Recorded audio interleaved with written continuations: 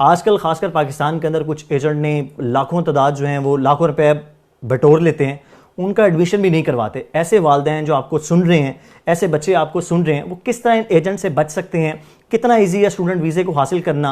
क्या बच्चे स्कॉलरशिप भी ले सकते हैं? इस तरह के बहुत से सवालात वालिदैन और बच्चे पूछ रहे होते हैं, उनका आप क्या जवाब देंगे? देखिए, इसमें मैं हमेशा ये कहता हूँ कि पहले नंबर पे आप डायरेक्ट अगर यूके में पढ़ने के लिए आप आना चाह रहे हैं तो आप यूनिवर्सिटी को डायरेक्टली एप्लीकेशन करें, या यूनिवर्सिटी के अप्रूव जो एजेंट्स होते हैं, जो कि पाकिस्तान के अंदर भी अगर पाकिस्तान से एप्लीकेशन करना चाहते हैं, वहाँ पर हमारे जितने बड़े शहर हैं, लाहौर, इस्लामाबाद, कराची या और भी दूसरे शहरों में यूके की यूनिवर्सिटीज़ के अप्रूव्ड एजेंट्स हैं, जो कि बिल्कुल उनको वेरीफाई किया गया है और उसके बाद उनको ये अथॉरिटी दी गया। आप उनके ज़रिए एप्लीकेशन करें, ना कि किसी लोकल एजेंट या कोई जो इधर चलता फिरता लोग है उसके ज़रिए आप अपने एप्लीकेशन करें। तो एडमिशन के लिए आप या तो डायरेक्टली यूनिवर्सिटी के साथ, एडमिशन ऑफिस के साथ रब्ता करें, और आजकल इंटरनेट का दौर है, बहुत आसान हो गया है एप्लीकेशन फिल करना, एप्लीकेशन को जमा कराना, डॉक्यूमेंट्स भेजना। तो अभी कोई ओरिजिनल वो आपको इस तरह पोस्ट के ज़रिए भेजना नहीं पड़ता, तो बड़ा आसान सा काम है। पहले नंबर पर तो हम ये कहेंगे कि ये करें। दूसरे नंबर पर यह कि अगर कुछ लोग हैं जिनके साथ, अगर फ़र्ज़ करें यूके में बैठ के किसी कंपनी ने फ्रॉड किया है, उनके पैसे लेके उनको एडमिशन नहीं कराया, या उनको किसी दूसरे तरीके से उनके साथ कोई धोखाधड़ी हुई है, तो बिल्कुल उसके लिए वो हमारे साथ रब्ता कर सकते हैं। हम जो हर मुमकिन मदद होगी कानून के अंदर रहते हुए हम उनकी ज़रूर करेंगे।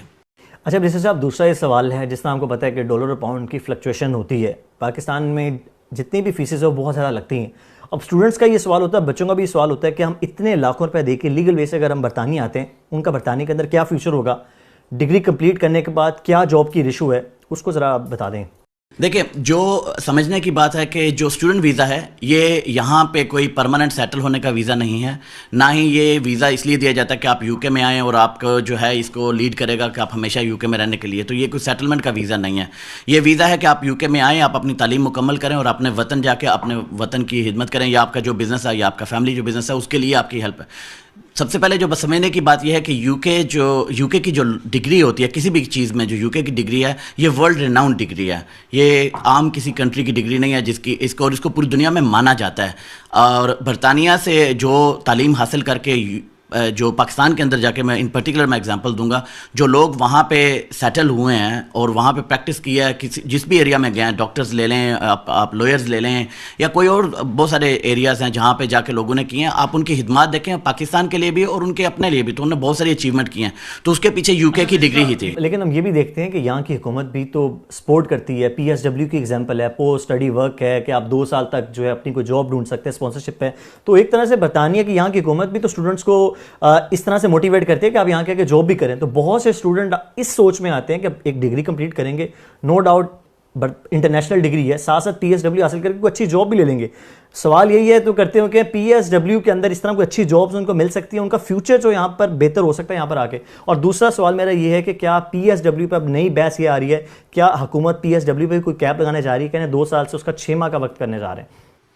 देखिए, पोस्ट स्टडी वर्क परमिट जब शुरू में किया था तो ये 1 साल का था, फिर गवर्नमेंट ने खुद ही इसको 2 साल कर दिया था। और अब मेरा नहीं ख्याल कि माजी को देखते हुए कि हम ये समझ सकते हैं कि ये 6 महीने की जो है अपॉर्चुनिटी होगी, क्योंकि 6 महीने बहुत कम वक्त है किसी को यहाँ पे एक अच्छी जॉब ढूंढने या एक अच्छा बिजनेस सेटल करने या आगे बढ़ने के लिए। तो मेरा ख्याल है कि 2 साल की जो रिस्ट्रिक्शन है, 2 साल का जो टाइम है, इसको शॉर्ट करके 6 मंथ को नहीं करेंगे। दूसरे नंबर पर मैं ये कहूँगा कि जो लोग यहाँ पे आते हैं, गवर्नमेंट इसलिए करती है, ये इंकरेज देती है क्योंकि UK is a land of opportunities. अच्छा मिनिस्टर साहब, अगला एक बहुत इंपॉर्टेंट सीजनल वीज़ा जो 6 मंथ का जो लगता होता है, इस पर बहुत से लोग, खासकर एजेंट हैं, बहुत से लोगों से पैसे ले लेते हैं और वो इजीली बरतानिया आ भी जाते हैं। अब 6 माह बाद, जब 6 माह पूरे होते हैं, उसके बाद लोग ये सवाल करते हैं अब हमारा वीज़ा किस तरह दीगर में कैटेगरीज में कन्वर्ट करवाएं।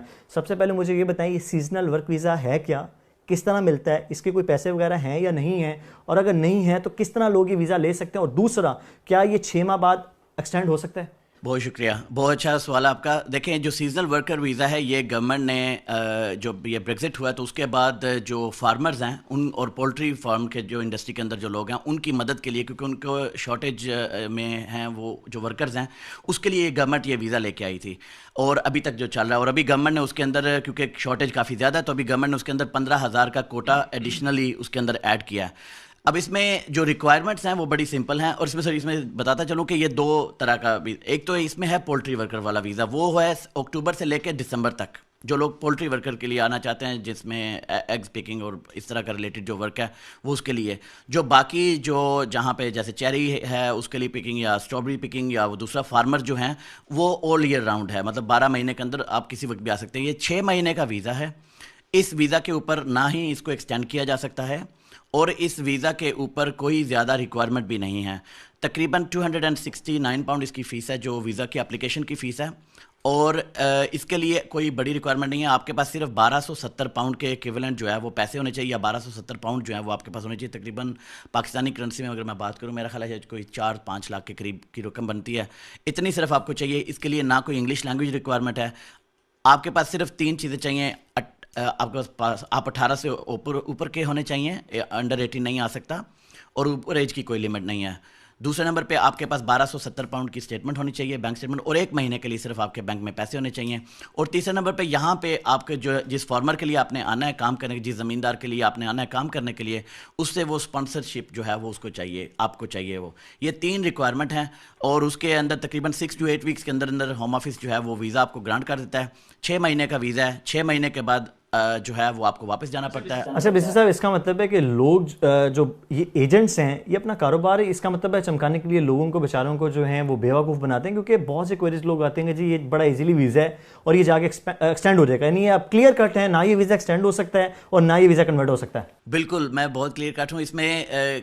देखिए, ये बहुत आपकी पहली बात बिल्कुल सही है कि ये बहुत सीधा और मतलब सिंपल वीज़ा है जिसके ऊपर आप यूके में आ सकते हैं, क्योंकि रिक्वायरमेंट नहीं है। एक बैंक स्टेटमेंट चाहिए, एक पासपोर्ट चाहिए पाकिस्तानी, मतलब अगर पाकिस्तान की हम बात करते हैं, और एक स्पॉन्सरशिप चाहिए। उसके अलावा कोई और रिक्वायरमेंट नहीं है, ना कोई इंग्लिश लैंग्वेज की रिक्वायरमेंट है। इसलिए इसको बहुत ज़्यादा लुक्रेटिव बनाया गया है एजेंट्स माफिया ने। मगर जो गलत बात करते हैं या झूठ यहाँ पे बोला जाता है वो ये बोला जाता है कि इसको जाके आप एक्सटेंड कर सकते हैं, या इसको स्किल्ड वर्कर में आप चेंज कर सकते हैं, और इसके ऊपर आप डिपेंडेंट्स को बुला सकते हैं, जो कि सरासर गलत है और झूठ के ऊपर मबनी है। अच्छा, आखिरी सवाल मैं आपसे करूँगा, आइट्स की मुझे बताएं, क्योंकि बहुत से लोग ये कहते हैं आइट्स बहुत ज़्यादा उसकी फ़ीस हो चुकी है। आइट्स स्टूडेंट वीज़े के लिए बहुत ज़रूरी है कि एक्सेप्शन भी है, खासकर उनके लिए जिन लोगों की इंग्लिश डिग्रीज हैं, तो क्या उनके लिए लाजमी है कि आइट्स करना, या आइट्स के अलावा कोई अल्टरनेटिव कोई कोर्स है जो कम पैसों में हो? बिल्कुल, अगर जिनके पास ऑलरेडी इंग्लिश में डिग्रीज हैं, वो उसके इक्विवेलेंट सर्टिफिकेट जो है वो यूके की अप्रूव्ड कंपनीज हैं, वहाँ से वो ले सकते हैं इक्विवेलेंट सर्टिफिकेट। उसके अलावा जो यूनिवर्सिटीज़ हैं वो अपने तौर पे भी, अगर वो इंटरव्यू करते हैं और वो अपने तौर पे भी अगर समझते हैं कि इसकी इंग्लिश जो प्रोफिशिएंसी है वो इतनी अच्छी है, तो वो एग्जाम भी कर सकते हैं। यानी अगर किसी ने इंग्लिश के अंदर कोई इसकी डिग्री है, यूनिवर्सिटीज उसको लेटर जारी कर सकती है और वो एग्जाम टाइप है आइट से? इसमें 2 तरीके हैं। एक तो ये कि अगर आपके पास ऑलरेडी एक डिग्री है जो कि इंग्लिश में पढ़ाई गई थी और आपकी इंग्लिश की डिग्री के बराबर है, तो आप उस पर एग्जाम्पशन लेना चाहते हैं, तो आप वो जो डिग्री है यहाँ पे जो यूके की अप्रूव्ड कंपनीज हैं, जैसे यूके नारिक से पहले, इस तरह आप उनको भिजवा सकते हैं, और वो जो है आपको उसके इक्विवेलेंट्स का सर्टिफिकेट देते हैं। उस सर्टिफिकेट के ऊपर आप एग्जाम्पशन अप्लाई कर सकते हैं उसको। दूसरे नंबर पे यूनिवर्सिटी डायरेक्टली आपको एग्जाम्पशन जो है वो दे सकती है। बहुत ज़्यादा जो लोग हैं वो यूनिवर्सिटी से डायरेक्टली एग्जाम्पशन लेते हैं।